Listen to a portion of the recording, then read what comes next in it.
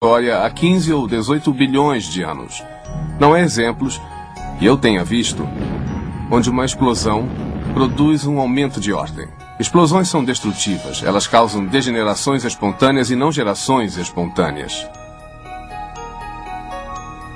Os cientistas reconhecem que todas as explosões conhecidas diminuem a ordem, a estrutura e aumentam o caos. A ideia de que o cosmo evoluiu também viola a segunda lei da termodinâmica, conhecida como entropia.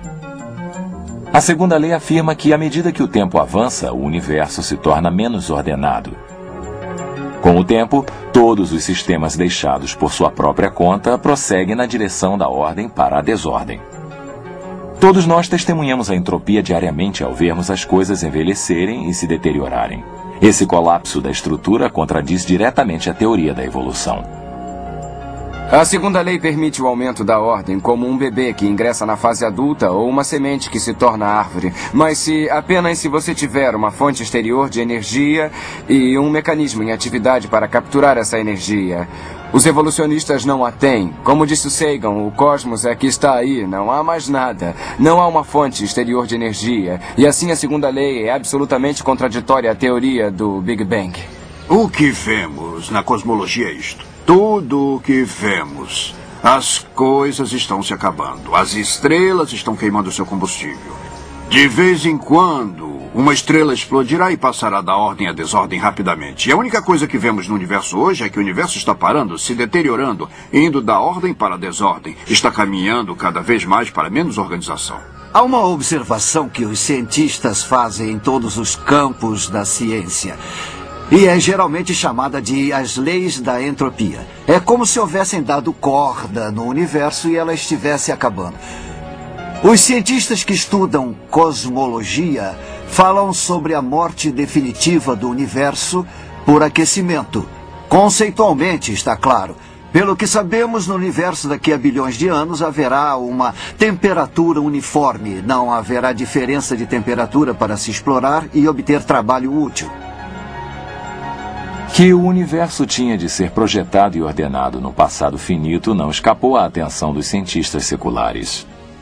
O cientista da NASA, Robert Jastrow, escreveu: a segunda lei da termodinâmica aplicada ao cosmo indica que o universo está parando, como um relógio. Se está parando, em algum momento deve ter recebido corda. A próxima pergunta lógica é: quem lhe deu corda? Gordon Van Wylen abordou a questão com clareza em seu livro Termodinâmica quando escreveu: o autor descobriu que a segunda lei tende a aumentar sua convicção de que existe um Criador que tem a resposta para o destino futuro do homem e do universo. Vemos apenas destruição, nunca vemos inovação. Isso, acredito, é o que o modelo da criação propõe o tempo todo. Que no início as coisas eram muito boas e eles eram perfeitos, exatamente como Deus queria. E então, desde que o pecado foi introduzido no universo e Deus castigou toda a criação por causa desse pecado, o preço do pecado é a morte, não apenas na vida física, mas no universo. Tudo está morrendo. O Sol se consumindo, a órbita da Lua em declínio, tudo está nesse processo de morte e decadência.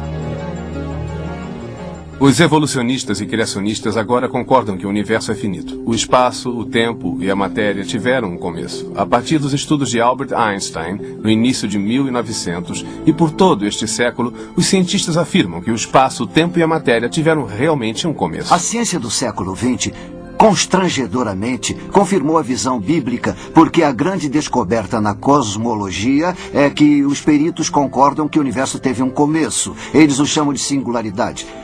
Na realidade, a ideia toda do Big Bang sugere que, em princípio, não havia nada. E então ele explodiu. O fato de o universo ser finito e de haver um início é um fato importante, mas um fato muito incômodo para o evolucionista, porque realmente levanta uma questão com a qual eles não querem lidar, que é o que aconteceu antes dessa singularidade. O modelo da criação sempre antecipou um universo finito. O primeiro versículo do Gênesis diz: no início, Deus criou o céu e a terra. A Bíblia também diz que o tempo teve um começo.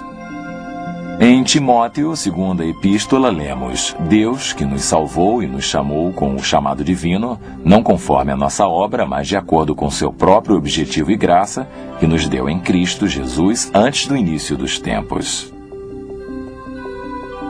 Espantosamente, a Bíblia explica a entropia. Do antigo ser jaz a fundação da terra, e os céus são a obra de suas mãos. Eles perecerão, mas você permanecerá. Sim, eles todos envelhecerão como peças de roupa.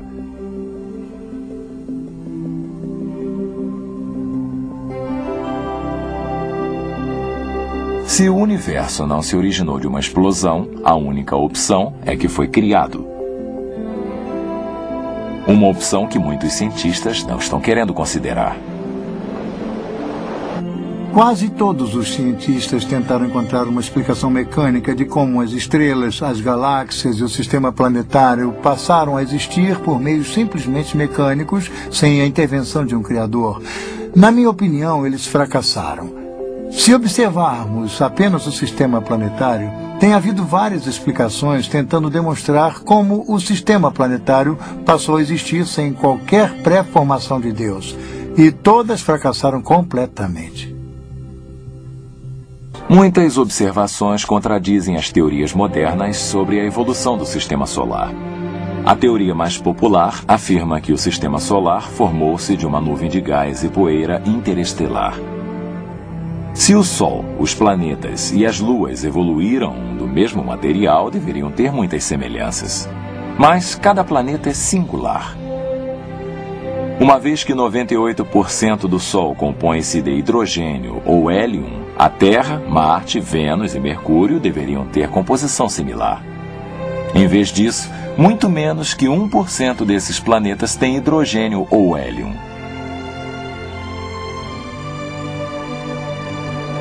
Se o sistema solar evoluiu, todos os planetas deveriam girar na mesma direção. Mas Plutão e Vênus giram na direção contrária, enquanto Urano está de lado e gira como uma roda. Todas as luas de nosso sistema solar deveriam orbitar seus planetas no mesmo sentido. Mas, pelo menos 6 delas têm órbitas contrárias. E mais, Netuno, Saturno e Júpiter têm luas cujas órbitas vão em ambas as direções. Desenvolver um planeta por meio de pequenas colisões fará com que ele seja um planeta quase sem rotação, uma vez que os impactos seriam altamente autodestrutivos. Mas todos os planetas giram, alguns mais que outros. Desenvolver um planeta grande, distante e gasoso como Júpiter ou Saturno apresenta um obstáculo intransponível para os evolucionistas, porque os gases se dissipam rapidamente no vácuo do espaço cósmico. E até as estrelas jovens, semelhantes ao nosso Sol, não têm suficiente hidrogênio ou hélio em órbita para formar um só Júpiter que seja. Os cientistas não sabem responder por que 4 planetas têm anéis, ou por que cada planeta é singular. As teorias da origem das luas também são totalmente inadequadas. Os elementos das luas são por demais diferentes dos da Lua da Terra e seu plano orbital e órbita circular oferecem fortes vestígios de que a Lua foi criada em sua órbita presente. Não há provas de que o sistema planetário possa ter surgido por meios simplesmente mecânicos. Entretanto, quanto mais os cientistas observam o universo assombroso no qual habitam, mais começam a perceber que houve certos fatores que estavam simplesmente muito harmoniosos para a existência do homem, das moléculas, da vida orgânica. E quanto mais eles a observam, mais percebem que nós estamos com efeito sobre o fio da navalha. E há muitas indicações de que este universo foi especialmente projetado, estando o homem em seu centro.